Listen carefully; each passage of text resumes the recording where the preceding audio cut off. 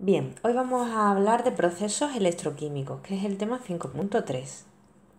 Lo primero que vamos a definir, ¿qué es un proceso electroquímico? Bueno, pues un proceso electroquímico es aquel en el que se transforma la energía química en energía eléctrica o al revés, ¿vale? Si el proceso es espontáneo, pues se transforma la energía química de una reacción redox espontánea en energía eléctrica. Y esto ocurre en unos dispositivos que normalmente se llaman pilas o celdas galvánicas o voltaicas. Si el proceso es no espontáneo, lo que ocurre es que la reacción va al revés, o sea, necesita que le apliquemos una corriente eléctrica para que haya una reacción redox no espontánea que ocurra. Y entonces esto ocurre en unos dispositivos que se denominan celdas o cubas electrolíticas. De manera general decimos electroquímica cuando nos referimos tanto a pilas galvánicas como a celdas electrolíticas. Es verdad que por costumbre, cuando se trata de procesos no espontáneos hablamos de electrólisis, cuando se trata de procesos espontáneos hablamos de electroquímica, ¿vale? Pero más estrictamente hablando, los procesos espontáneos redox se producen en dispositivos llamados pilas voltaicas o galvánicas. Entonces, vamos a las celdas electroquímicas en general y luego nos vamos a centrar en las pilas galvánicas, ¿vale? En una celda electroquímica, ya sea para electrólisis o para generar corriente eléctrica a partir de una reacción redox espontánea, como es en las pilas galvánicas, que son las pilas de toda la vida, lo que ocurre es que va a haber un electrodo sumergido en una disolución, ¿vale? Un electrodo no va a ser más que una lámina o un filamento metálico. Bueno, pues los electrodos van a estar interconectados mediante un circuito externo, que esta es la única manera de que podamos aprovechar esa energía eléctrica, ¿vale? Que se produce a raíz del proceso redox espontáneo. O bien, esa es la manera a la que van a llegar a los electrodos pues la corriente eléctrica necesaria para que ocurra el proceso redox, que no es espontáneo si estamos hablando de electrólisis. Bueno, las disoluciones es muy importante que estén separadas y todo esto lo vamos a ver ahora con más detalle, ¿vale? Lo de las disoluciones, lo de los electrodos, que estén conectados mediante un circuito externo, y es importante que estén separadas pero no totalmente aislada mediante lo que se denomina un tabique poroso o un puente salino, que son dos cosas diferentes pero que hacen lo mismo, ¿vale? Entonces, lo veremos con más detalles, pero básicamente lo que hace el tabique poroso o el puente salino es permitir la migración de iones entre las dos disoluciones y por tanto que no se vaya acumulando carga eléctrica en ambas disoluciones a medida que el proceso redox esté ocurriendo y por tanto el circuito quede cerrado y siga funcionando, ¿vale? Este convenio que os voy a explicar ahora es muy importante. El electrodo en el que se produce la oxidación se denomina siempre ánodo, ¿vale? Acordaros de oxidación, empieza con vocal, ánodo, que empieza con vocal. Y en el que ocurre la reducción se denomina cátodo, ¿vale? Consonante, consonante. Y eso independientemente de que sean electrodos de una pila galvánica o de una pila electrolítica, porque luego veremos que hay una pequeña diferencia en la polaridad de ambos electrodos, dependiendo de si el proceso es correspondiente a una pila galvánica o una pila electrolítica. Pero vamos, el hecho de que oxidación ánodo, reducción cátodo tiene que quedar muy claro, ¿vale? A partir de ahora, ¿en qué nos vamos a centrar? Bueno, pues en las pilas galvánicas, es decir, en procesos redox que son espontáneos. Bueno, pues vamos con las pilas galvánicas. Esto lo vamos a ver a partir de una pila que es muy famosa, que es la pila Daniel, ¿vale? Vamos a estudiar el funcionamiento de la pila Daniel y con eso ya vamos a ver cómo funcionan las pilas galvánicas. Ay, un momentito. A ver, aquí. Muy bien. Bueno, pues hemos dicho pila galvánica, proceso espontáneo, es decir, una pila galvánica, como la pila Daniel, permite producir energía eléctrica a partir de una reacción redox espontánea. Lo que ocurre es que va a haber una transferencia de electrones, ¿no? Porque un proceso redox, lo que pasa es que vamos a aprovechar y vamos a hacer pasar esos electrones por un camino externo y no directamente entre los reactivos, de manera que podamos aprovechar esa energía eléctrica pues para lo que sea. La pila Daniell se basa en una reacción redox espontánea que se da entre el cobre y el zinc, ¿vale? Entonces, lo que ocurre es que el zinc se oxida a zinc 2+, y pasa a disolución acuosa, y el cobre 2+, que está en forma de una disolución, que ya veremos, se reduce y pasa a cobre sólido, ¿vale? Se deposita. Entonces, la pila Daniell se basa en que el zinc se oxida y el cobre se reduce. Lo que vamos a hacer en todas las celdas galvánicas es que la celda, es decir, todo el dispositivo entero, se separa en dos mitades. A cada mitad se la llama media celda o semicelda, y entonces cada una de ellas va a corresponder a una semirreacción. Va a haber una semicelda donde se oxide el zinc y otra semicelda donde se reduzca el cobre.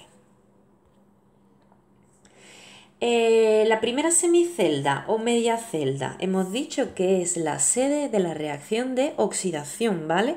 Entonces lo que va a ocurrir aquí es que vamos a aprovechar para que el zinc se oxide y libere 2 electrones, ¿vale? Entonces estos 2 electrones, por medio del circuito externo, van a ir a parar al cobre, que se va a reducir en la otra media celda, ¿vale? En el caso de la pila Daniell, lo que ocurre, en el caso de la pila Daniell, lo que ocurre es que esta semicelda físicamente lo que está constituida es por una lámina de zinc que está sumergida en una disolución de sulfato de zinc 1 molar. El tema de 1 molar es porque está en condiciones estándar y eso ya lo veremos más adelante, ¿vale? En el caso de la pila Daniell, la semicelda de reducción pues sería una lámina de cobre sumergida en una disolución de sulfato de cobre 1 molar, y es este cobre 2+ del sulfato de cobre el que se va a acabar reduciendo, ¿vale? Mientras que el zinc sólido de la lámina de zinc es el que se oxida y pasa a disolución. Como veréis, aquí tenemos las dos medias celdas, ¿vale? Si solo hubiese contacto entre los electrodos por medio de un circuito externo y estas disoluciones no se pusieran en contacto controlado de alguna manera, cada vez habría más carga positiva en la disolución, habría una descompensación, ¿vale? Cada vez más carga positiva en la disolución de sulfato de zinc porque cada vez hay más zinc 2+, ¿vale? Mientras que en la de sulfato de cobre, pues cada vez habría más carga negativa del sulfato porque estaría desapareciendo el cobre 2+, que se reduciría para formar cobre sólido. Entonces, de alguna manera hay que arreglarlo porque si no la pila no funciona. A ver. Para que veáis que en las pilas lo que se aprovecha es el proceso redox espontáneo, aquí os pongo una fotico de lo que pasa cuando esta reacción en la que se basa la pila Daniell, pues simplemente la ponemos toda entera para que ocurra en un material de reacción, en este caso un vaso de precipitado. Si nosotros ponemos una lámina de zinc, ¿vale? La ponemos en contacto con una disolución de sulfato de cobre, la disolución de sulfato de cobre es azul. Y lo que va a ocurrir es que poco a poco este azul tan intenso va a ir desapareciendo porque el azul se debe al cobre 2+. El cobre 2+ se va a ir reduciendo poquito a poco sobre la lámina de zinc y se va a ir depositando como este sólido que veis aquí. Entonces esta reacción se ve aquí que es espontánea, pero si la llevamos a cabo así es muy bonito, muy vistoso, pero no hay manera de aprovechar la energía eléctrica que se libera, ¿vale? Entonces, por eso existen las pilas galvánicas, para aprovechar de alguna manera estos procesos. En las pilas o celdas galvánicas, el dispositivo que se monta es algo así, ¿vale? Lo que veis aquí es el ánodo de zinc, la media celda de oxidación. Y aquí estáis viendo la media celda de reducción. Esto de aquí que estáis viendo por encima no es más que el circuito eléctrico externo, ¿vale? Y, a ver, esto lo voy a borrar, y esto también, y esto también. Y esto que veis aquí es un tubo de vidrio en forma de U con dos algodones puestos aquí con una disolución en medio, que ahora explicaré cómo va, que es lo que hace de puente salino, ¿vale? Cuya alternativa es el tabique poroso, que ahora voy a explicar también. y que pone en contacto ambas disoluciones, si lo veis, ¿vale? La de zinc y la de cobre. Bueno, a ver, lo voy a borrar también para poder explicarlo bien. ¿Qué está ocurriendo en la semicelda del ánodo? Bueno, pues esto que veis aquí, ¿vale? Hay zinc metálico que está saliendo a la disolución, se están liberando electrones. Bueno, estos electrones van a viajar por el circuito externo y los va a coger el cobre, y este cobre va a pasar, lo va a coger el cobre 2+ y va a pasar a depositarse como cobre sólido sobre el electrodo de cobre. Hemos dicho que donde ocurre la oxidación, ese electrodo se llama ánodo y por eso decimos que es ánodo de zinc. Y en este caso, donde ocurre la reducción, se llama cátodo al electrodo y entonces es el cátodo de cobre, ¿vale? Lo borro todo para que se vea bien. Vale, pues más o menos esto sería el dispositivo que se monta, ¿vale? Ahora queda por explicar unas cuantas cosas.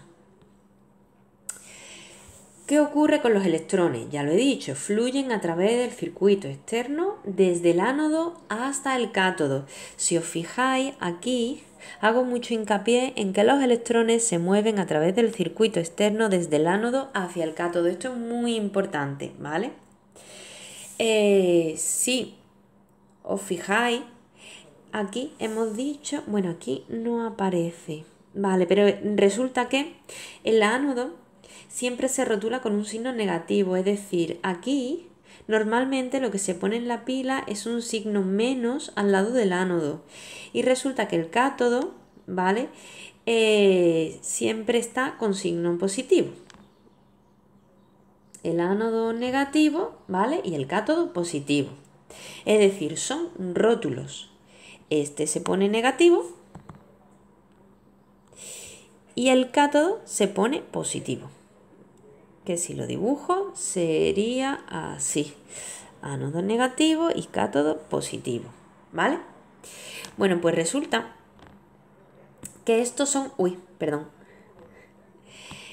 que estos son rótulos, ¿vale? Y esto es importante. No se debe interpretar los rótulos negativo y positivo como la carga eléctrica de los electrones.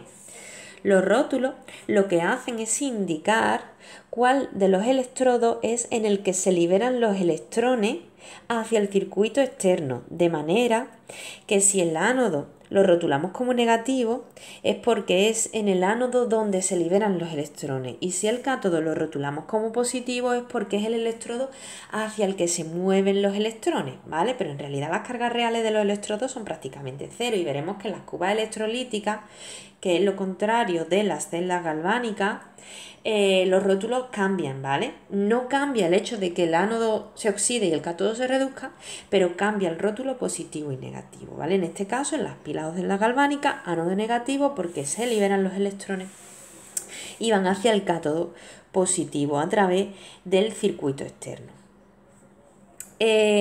Más cositas. Bueno, pues ahora vamos a hablar de cómo se ponen en contacto las disoluciones, ¿vale? Lo que viene a ser tabique poroso o puente salino.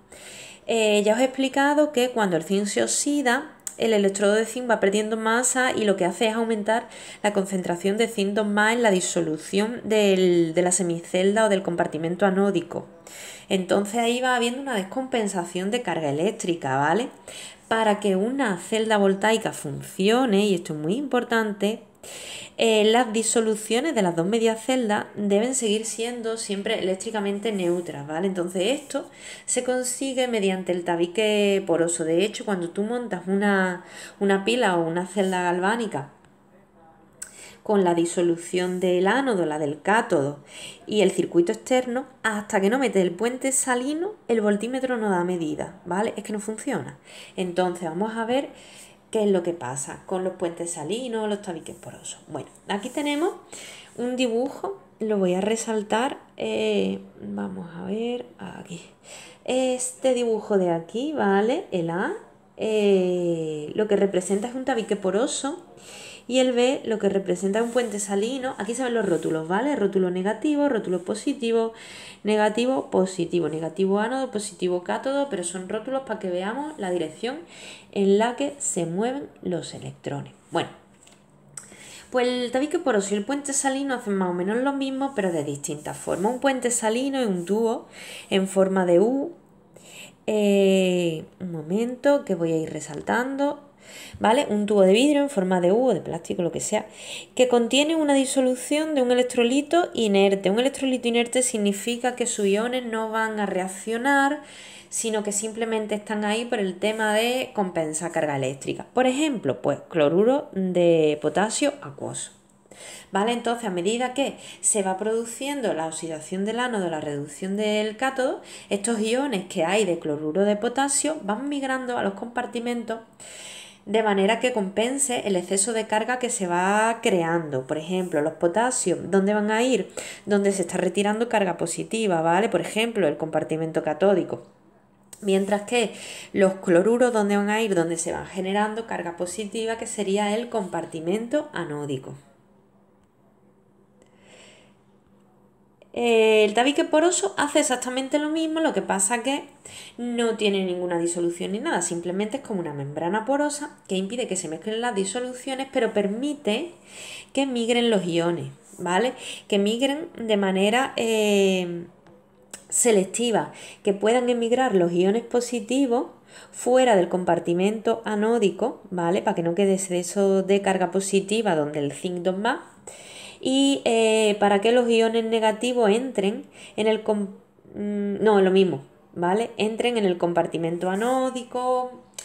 En este caso estamos hablando de los iones sulfato, que ya había previamente en disolución, a fin de que no haya una descompensación de carga y se mantenga la electroneutralidad de las disoluciones.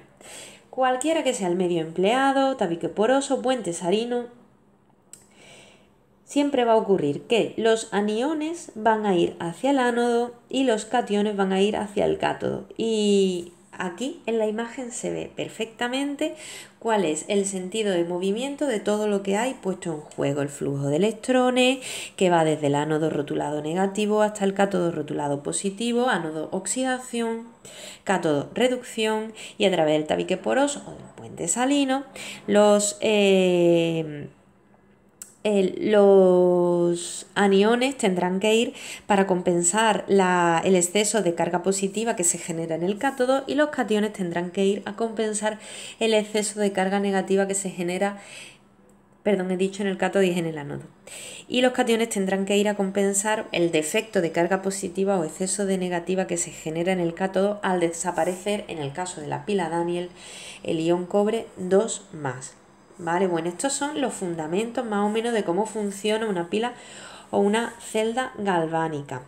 ¿Qué ocurre? Que si queremos ponernos a representar la pila Daniell, pues si nos tenemos que poner a dibujar todo esto, nos volvemos locos. Entonces ocurre que existe una forma de representar mediante una notación simbólica llamada diagrama de pila todo este tipo de pilas. Por ejemplo, en la pila Daniell, bueno, pues resulta que el diagrama simbólico o el diagrama de pila de la pila Daniell consta de lo siguiente, y esto es lo mismo para todas las pilas, ¿vale? Hay una doble línea vertical, que eso lo que indica es la existencia de un tabique poroso o puente salino. A la izquierda de la doble línea vertical o la doble barra, lo que se representa es toda la semicelda de la oxidación, ¿vale? Y a la derecha se representa la reducción, es decir, a la izquierda compartimento anódico, a la derecha compartimento catódico. Lo primero que se escribe en el extremo de ambos compartimentos, es decir, a ver, lo voy a poner así, en verdecito, es el electrodo, ¿vale? En este caso, el electrodo del compartimento anódico, ¿vale? Que es el ánodo, sería zinc, y hay que poner que está en estado sólido, ¿vale? Y en el compartimento catódico, cobre en estado sólido. Hay que separar mediante una barra vertical las fases que contiene la semicelda anódica y las fases que contiene la semicelda catódica, es decir, hay que separar mediante una barra lo que viene a ser el ánodo de su disolución y el cátodo de su disolución.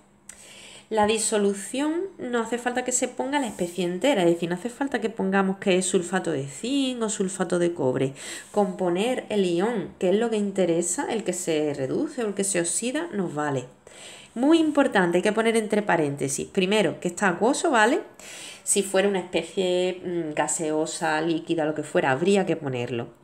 Y como más adelante os explicaré que siempre vamos a trabajar en condiciones estándar, si se trata de una especie acuosa hay que poner su concentración, que va a ser siempre 1 molar, ¿vale? Entonces por eso el diagrama de pila, nunca mejor dicho, de una pila como la pila Daniel, se nos queda así, ¿vale? Esto es muy importante que sepamos escribirlo porque es que nos lo piden en selectividad, ¿vale? Más cositas. Vamos a hablar del fundamento de por qué, bueno, y para qué construimos una pila, ¿no? Pues la idea es aprovechar un poquito la energía química en forma de la corriente eléctrica que se genera mediante un circuito externo y para eso tenemos que hablar de fuerza electromotriz y de potenciales de electrodo, porque en realidad al final lo que nos interesa es eso, aprovechar la energía eléctrica. Entonces vamos a imaginarnos una pila como si fuera una cascada, un salto de agua, ¿vale? Porque esta es la forma de entenderlo mejor. De la misma manera que en un salto de agua, el agua fluye de la parte más alta, que tiene una energía potencial gravitatoria mucho más alta que a nivel del suelo, pues vamos a dibujar la pila un poco así de lado. Y nos vamos a imaginar como si fuera lo mismo que una cascada, ¿vale? En definitiva, ¿qué es lo que pasa? Que en el ánodo, que es donde se oxida el electrodo, ¿vale? Y donde se liberan los electrones, resulta que estos electrones tienen una energía potencial, que no es gravitatoria, ¿vale? Eléctrica, pero tiene una energía potencial más grande que en el cátodo. Entonces, de manera natural, igual que en los saltos de agua, pues lo que buscan los electrones es disminuir su energía potencial y por eso viajan a través del circuito externo desde el ánodo hacia el cátodo, ¿vale? A esta diferencia de potencial, ¿vale? Entre el ánodo y el cátodo, a ver, un momentito que voy a borrar esto. A esta diferencia de potencial, como es una fuerza motriz que impulsa o que empuja a los electrones a moverse, se le denomina fuerza electromotriz o FEM, ¿vale? ¿Y cómo se representa, cómo se denota? Mediante la letra E mayúscula de celda, ¿vale? También llamado potencial de celda y se refiere a la pila entera. Vale. Bueno, pues para que una reacción redox sea espontánea, este potencial de celda tiene que ser positivo, ¿vale? Entonces, en la celda galvánica, obviamente, si hemos construido una pila para aprovechar una reacción redox espontánea para generar electricidad, pues en toda la celda galvánica el potencial de celda va a ser positivo. Este potencial de celda, que aquí lo he puesto potencial de celda, pero aquí le he puesto FEM para que veáis que es exactamente lo mismo, depende de unas cuantas cosas, depende de la naturaleza de los electrodos. Obviamente, si yo junto el zinc con el cobre se oxida, el cobre se reduce y esto es así por una cosa que veremos más adelante, ¿vale? Pero si yo pongo otros dos metales, pues dependerá de cómo sean esos dos metales y de las ganas que tenga de oxidarse cada uno de ellos. También depende de las concentraciones de las especies que estén ahí involucradas y depende de la temperatura. Bueno, pues nosotros no nos vamos a complicar y de cara a selectividad solo vamos a estudiar reacciones redox espontáneas en pilas o celdas galvánicas que estén en condiciones estándar. ¿Y estas qué condiciones son? Hay que sabérselas muy bien, ¿vale? 25 grados centígrados, perdón, esto es un fallo, C mayúscula. Concentración 1 molar para especies en disolución y presión de una atmósfera si lo que tenemos es cualquier reactivo gaseoso. Bueno, pues en condiciones estándar ya no hablamos de potencial de celda o de FEM simplemente, sino que hay que ponerle el apellido estándar. Hablamos de fuerza electromotriz estándar o el término así más importante, potencial estándar de celda, que es muy importante que siempre que hablemos de condiciones estándar y de magnitudes en condiciones estándar le pongamos el cerito ahí arriba, ¿vale? Eso significa estándar y no se nos puede olvidar. Por ejemplo, si tenemos la pila Daniel, ya que hemos aprendido a hacer el diagrama de pila, pues si le queremos añadir su potencial de celda estándar, diremos que su potencial de celda estándar para esta pila es de más 1,10 voltios, ¿vale? Que ahora vamos a ver exactamente cómo va eso, pero esa sería la forma de expresarlo. Bueno, pues hemos dicho que, hemos dicho que el potencial de celda depende de cuáles sean el ánodo y el cátodo, ¿vale? Entonces siempre el potencial de celda estándar se va a calcular como el potencial del cátodo menos el del ánodo. Y hay que tener una cosa muy en cuenta. Los potenciales estándar de cada electrodo, es decir, del cátodo, el del ánodo, siempre se miden en el sentido de la reducción, ¿vale? Siempre se miden en el sentido en el que el catión metálico coge electrones, por ejemplo, y se obtiene el metal sólido. Esto se hace por convenio, ¿vale? Y es muy importante que todos los potenciales sean potenciales primero estándar, es decir, en condiciones estándar, y luego de reducción. Y es por eso que os he puesto aquí esta fórmula, ¿vale? Esta formulita de aquí, potencial estándar de celda. La voy a resaltar, a ver si puede ser. Bueno, no puede ser, la voy a resaltar así, ¿vale? Que es el potencial de reducción del cátodo menos el potencial de reducción del ánodo. Estas dos cosas son por convenio. ¿Qué problema hay? Bueno, el único problema es que un potencial de reducción estándar, o no estándar, da igual, un potencial de reducción de un único electrodo, es decir, de una semicelda, no se puede medir, ¿vale? Entonces lo que se hace es que vamos a definir uno que arbitrariamente vamos a decir, bueno, pues a esta reacción de reducción en concreto le vamos a asignar un potencial de reducción de 0 voltios.